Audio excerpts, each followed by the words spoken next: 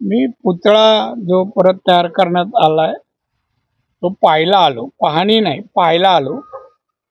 इथे मला हा पुतळा ज्यांनी घडवला ते आमचे कलावंत अनिल सुतार साहेब मला भेटले.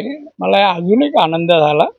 हा पुतळा पाहिल्यानंतर खरा महाराजांचा पुतळा कसा असावा व भविष्यात जर उदाहरण द्यावं लागलं तर मालवणच्या या पुतळ्याचं द्यावं लागेल. एवढा सुबक सुंदर देखणा असा हा पुतळा आहे.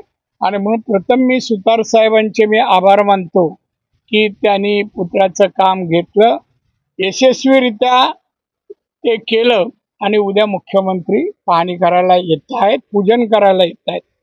आता साहेबांशी आम्ही चर्चा केल्यानंतर महाराजांच्या पुतळ्यालगतचा परिसर कसा असावा तसं एक ते प्लॅन देत आहेत. एक तर या भिंतीची उंची कमी करून महाराजांच्या पुतळ्याकडून चारी बाजूला समुद्र दिसावा, 3 बाजूला असं आम्ही भिंत उंची आम्ही त्याची कमी करायचा प्रयत्न आहे.